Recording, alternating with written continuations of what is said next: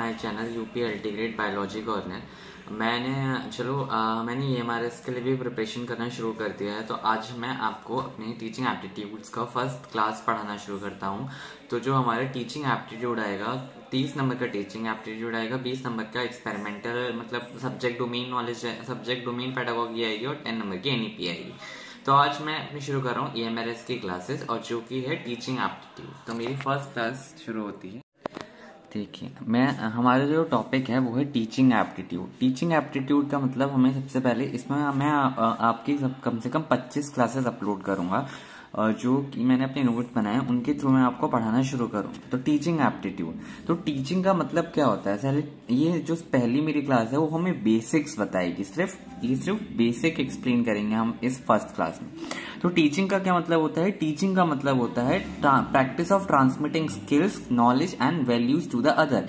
मतलब टीचिंग में हम क्या करते हैं? टीचिंग में हम मतलब टीचर है वो लर्नर में क्या क्या इम्पार्ट करता है। टीचर टीचिंग के थ्रू लर्नर में स्किल्स को ट्रांसफर करता है, नॉलेज को ट्रांसफर करता है और वैल्यूज को ट्रांसफर करता है। किसमें? लर्नर में। तो टीचिंग का क्या मतलब है? टीचिंग में जो टीचर है वो एक प्रैक्टिस करता है स्किल्स को ट्रांसफर करने की, नॉलेज को ट्रांसफर करने की, वैल्यूज को ट्रांसफर करने की। किससे? अपने से लर्नर में। तो ये हमारी टीचिंग हो जाती है। और दूसरी हो जाती है टीचिंग एप्टीट्यूड। अब हमारा जो टॉपिक है वो टीचिंग एप्टीट्यूड है, तो टीचिंग नहीं है। टीचिंग तो बेसिकली क्या है? एक प्रैक्टिस होती है जो टीचर मतलब कर रहा होता है। एक टॉपिक दे रखा होता है, हमें उसको एक्सप्लेन कर रहा होता है, और अगर किसी बच्चे को समझ में नहीं आ रहा होता है तो हमें अपने डिफरेंशिएटेड इंस्ट्रक्शंस देने पड़ते हैं।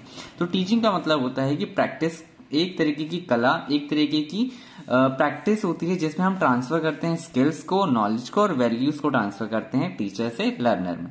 तो अब हमारा जो आ जाता है teaching aptitude. Teaching aptitude is the ability to teach and facilitate the learning effectively.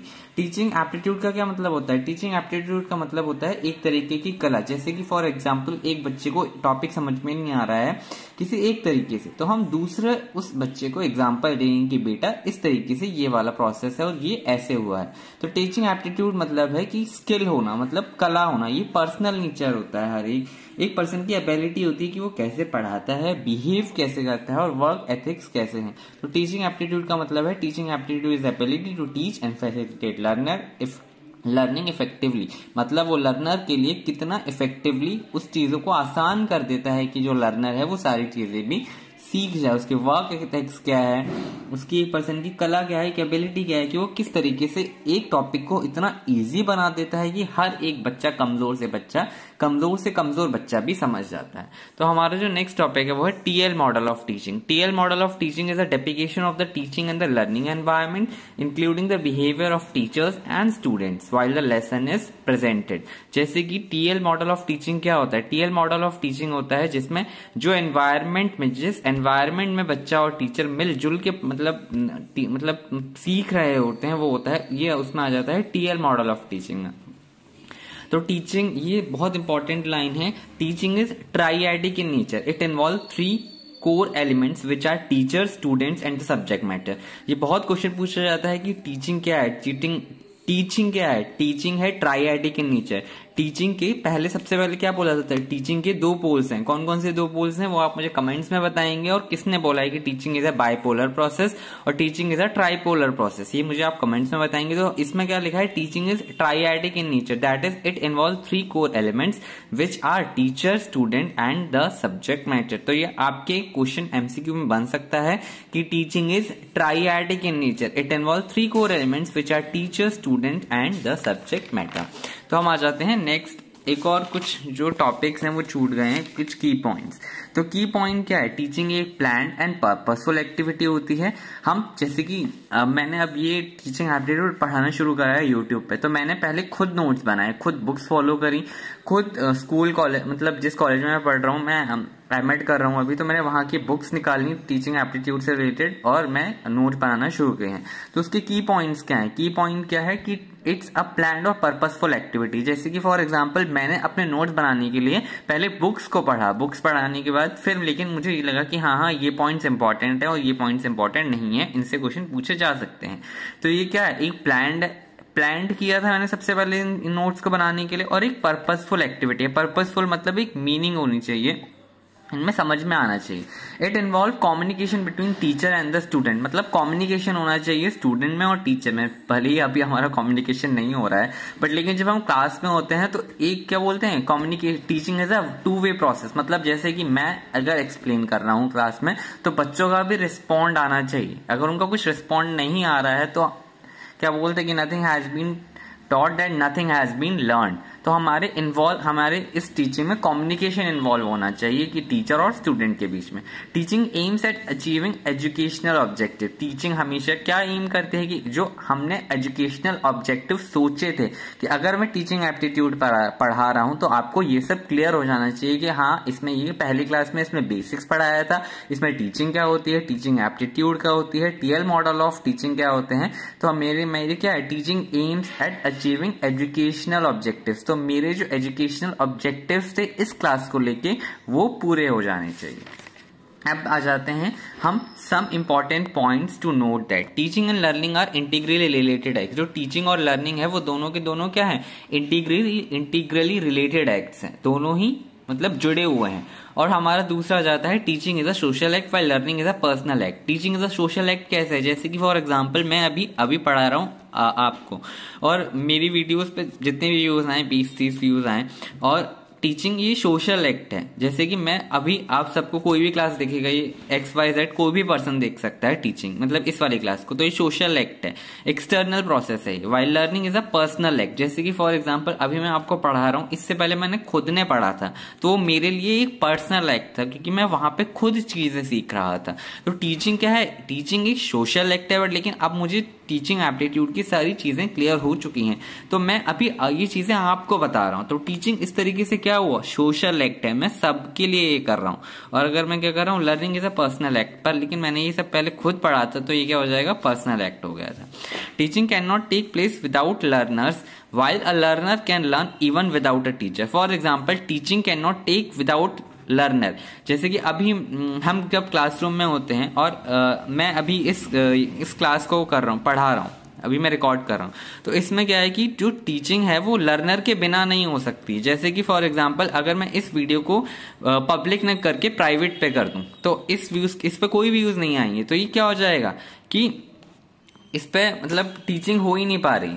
जब तक कोई लर्नर ही नहीं है तो टीचिंग ही नहीं हो पाएगी। अगर मैं इस वीडियो को ही प्राइवेट कर देता हूं, पब्लिक ना करूं, तो ये वीडियो किसी पे पहुंच ही नहीं पाएगी और लर्निंग हो ही नहीं पाएगी। बट लेकिन a learner can learn even without a teacher. जैसे कि फॉर एग्जांपल मुझे किसी ने गाइड नहीं किया था टीचिंग एप्टीट्यूड से रिलेटेड, पर लेकिन मैंने खुद ने बुक सर्च करी अपने कॉलेज के डिपार्टमेंट में, लाइब्रेरी में जाके वहां से मैंने बुक्स निकाली, तो ये मैंने बोला कि learner can learn even without a teacher. तो जब मुझे कोई टीचर गाइड नहीं कर रहा था, बट लेकिन मैंने खुद ने बुक्स उठाई और खुद ने चीजें एनालाइज की और खुद ने नोट्स बनाना शुरू किया, तो ये क्या है कि टीचर, मैं किसी ने गाइड नहीं किया था, पर लेकिन मैं सेल्फ लर्निंग कर रहा था। तो लर्नर टीचर के बिना भी सीख सकता है, वो हो जाती है सेल्फ लर्निंग। जैसे कि आपने कभी बचपन में भी देखा होगा कि मतलब हम बहुत छोटे छोटे थे, तो फिर अगर हमारा ऑब्जेक्ट किसी गर्म हाथ पे लग जाता था तो हम तुरंत अपना हाथ हटा लेते थे। वो क्या था कि हमें पता चल गया था कि मतलब वो चीज गर्म है तो हमें उसे छूना नहीं है, तो छूना नहीं है तो हम अगली बार उस चीज को हाथ नहीं लगाएंगे। तो ये हमारी क्या आ जाएगी, सेल्फ लर्निंग हो जाएगी। वहां हमें किसी ने पढ़ाया नहीं था कि ये चीज गर्म है तो हमें इसे नहीं छूना है। Teaching is included in learning, ये भी क्वेश्चन पूछा जा चुका है, तो आप इसे भी नोट कर सकते हैं। अगर किसी को नोट्स चाहिए तो मेरे टेलीग्राम चैनल को ज्वाइन कर सकते हैं। अब ये पहला क्वेश्चन है, the phrase TL model of teaching implies. जो हमारा फ्रेज है टीएल, मतलब टी मतलब टीचर और एल मतलब लर्नर, मॉडल ऑफ टीचिंग क्या इंप्लाई करता है कि teaching and learning are independent act, teaching and learning are integrally related acts, teaching aims at learning, teaching causes learning. तो इसका सेकेंड ऑप्शन करेक्ट होगा, क्योंकि इसमें क्या बोला है कि teaching and learning are integrally related है, क्योंकि जो टीचिंग है वो बिना लर्नर के नहीं हो सकती है और लर्निंग लर्नर के बिना नहीं हो सकती है। तो ये क्या है, दोनों इंटीग्रली रिलेटेड एक्ट। और ये मैंने ही सबसे पहले लिखवाया था कि some important points to note that, मैं पहला ही पॉइंट था कि टीचिंग एंड लर्निंग क्या है, इंटीग्रली रिलेटेड एक्ट्स हैं। अब हम आ जाते हैं सेकेंड पॉइंट में, विच of the following statement differentiate teaching from learning. तो हमें डिफरेंशिएट करना है टीचिंग और लर्निंग के बीच में। टीचिंग क्या है, सोशल एक्ट है, जबकि लर्निंग क्या है, पर्सनल एक्ट है। Teaching implies learning, teaching implies learning, ये कोई डिफरेंस नहीं हुआ। डिफरेंस जैसे कि अभी जब हम छोटे हुआ करते थे तब आपने देखा होगा हम लोग क्या करते थे, जब हम लोग ये करते थे, हम लोग एक डिफरेंस बनाते थे, एक टेबल बना लेते थे। यहाँ पे हम लिखते थे टीचिंग, यहाँ लिखते थे लर्निंग। टीचिंग क्या है? सोशल एक्ट है, और ये क्या है? पर्सनल एक्ट है। तो हम यहाँ डिफरेंशिएट कर रहे हैं दोनों को, टीचिंग को और लर्निंग को। मैं दोनों में डिफरेंशिएट कर रहा हूँ। पर लेकिन यहाँ पे क्या हो रहा है? यहाँ पे कोई डिफरेंस नहीं बताया है कि टीचिंग इम्प्लाइज लर्निंग। यहाँ पे पूरी बात नहीं बोली जा रही, सिर्फ अधूरी सी बात लग रही है। तो अब हम आते हैं सी वाले पॉइंट पे। Teaching is like selling while learning is like buying. Teaching is like selling. Selling मतलब जैसे कि फॉर एग्जाम्पल अभी मेरे को चीजें समझ में आ गई हैं कि टीचिंग एप्टीट्यूड में कैसे कैसे क्वेश्चन आ सकते हैं और किस तरीके से हमें क्या क्या पढ़ना है। तो मैं अभी क्या कर रहा हूँ? ये नॉलेज इम्पार्ट कर रहा हूँ और एक सोशल प्रोसेस कर रहा हूँ। तो मैं टीचिंग को क्या कर रहा हूँ? जैसे कि फॉर एग्जाम्पल अभी मैं आपको प्रोवाइड कर रहा हूं। तो ये क्या जैसे कि अगर कोई चीज हम लेने जाते हैं, हम बोलते हैं कि भैया हमें ये वाली चीज दिखा दो, तो वो आपको चीज देता है। उसी तरीके से एक टीचर भी हमें अपनी नॉलेज प्रोवाइड करता है। While learning is like buying, while learner is like buying. जैसे कि अगर आपको वो चीज पसंद आ जाती है तो आप वो चीज ले आते हैं। तो कोई चीज, कोई पर्सन कोई चीज बेच रहा होता है और वो चीज हम ले रहे होते हैं। वैसे ही टीचर अपनी नॉलेज प्रोवाइड कर रहा होता है और हम जो लर्नर होते हैं उसकी नॉलेज को ग्रास्प कर रहे होते हैं। फिर आ जाता है D point, teaching can occur without learning take place. ये भी इसमें क्या है? Teaching can occur without learning take place. इसमें भी देखो पूरी बात नहीं कही है, सिर्फ आधी अधूरी सी बात लग रही है। और थर्ड वाले में क्या है? In teaching influence is directed towards learning and learn while in learning usually towards one self. ये सही बोल रहा है कि नहीं बोल रहा है? कि टीचिंग में जो इन्फ्लुएंस होता है इज डायरेक्टेड टूवर्ड्स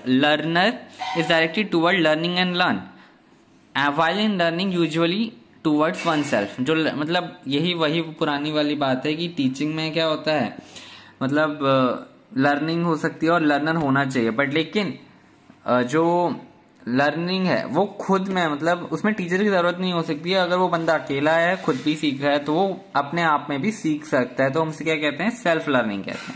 तो इसकी करेक्ट ऑप्शन क्या है? ACE, ABC, BCD और CDE। तो आप क्या है? हमारा ACE है। Learning objective means learning experiences, concise outcome, academic achievement और intended learning outcomes. Learning objectives का मतलब क्या है? लर्निंग एक्सपीरियंस, जो उसने पूरे अपने एक्सपीरियंसेस, अपनी लाइफ टाइम में जो लर्निंग एक्सपीरियंस उसने सीखे हैं वो है। कंसाइज संक्षेपित आउटकम्स हैं। एकेडमिक अचीवमेंट मतलब उसके मार्क्स ज्यादा आ रहे हैं, कम आ रहे हैं, जो वो बहुत ज्यादा मार्क्स आ रहे हैं, उसने गोल्ड मेडल अचीव किया, वो एकेडमिक अचीवमेंट वो है हमारा लर्निंग ऑब्जेक्टिव। या फिर इंटेंडेड लर्निंग आउटकम्स, जैसे कि फॉर एग्जाम्पल मैंने इस क्लास को रिकॉर्ड किया और मैं चाहता हूं ये क्लास जो भी देखे उनकी सारी चीजें क्लियर हो जाएं। ये है मेरा लर्निंग ऑब्जेक्टिव इस क्लास को लेके। तो मेरा भी, टीचर का भी यही होता है कि जो learning objective, intended learning outcome, मतलब जो आउटकम्स मैंने इस क्लास को रिकॉर्ड करके सोचे हैं कि ये ज्यादा से ज्यादा बच्चों तक पहुंचे और ज्यादा से ज्यादा बच्चे इस क्लास को देखें, ताकि इस क्लास से सभी को देखने का फायदा हो। ये है मेरा intended learning outcome.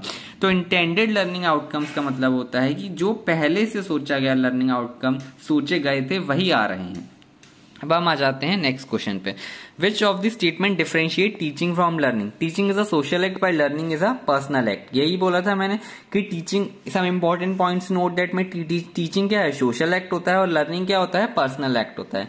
Teaching implies learning, teaching इसमें बोला है डिफरेंशिएट, वही वाली बात है। ये तो पुराना ही क्वेश्चन है, ACE। अब मेरा एक और क्वेश्चन है, मैं आपको दिखाता हूं। एक क्वेश्चन है ये, which of these statement best describe the nature and objectives of teaching? Teaching and learning are integrally related acts. There is no difference between integrally, ये भी सही है, there is no difference between, ये तो गलत ही है क्योंकि डिफरेंस ही नहीं है टीचिंग और ट्रेनिंग में। कोई ना कुछ तो डिफरेंस होगा ना टीचिंग और ट्रेनिंग में। ये मैं आगे वाले बताऊंगा कि टीचिंग में और ट्रेनिंग में क्या डिफरेंस है आगे वाली क्लासेस में। Concern of all the teaching is to ensure some kind of transformation in students. बिल्कुल सही बात है कि नहीं है ये, कि जब टीचिंग से हम इंश्योर करते हैं कि कुछ टाइप ऑफ ट्रांसफॉर्मेशन हो बच्चे में, कुछ टाइप ऑफ बिहेवियर चेंज हो बच्चे में। All good teaching is formal in nature, but गलत बात। फिर आ जाते हैं teaching is social while learning is a personal act. तो हमारा आंसर क्या हो जाएगा? A, C और E। Thank you so much guys.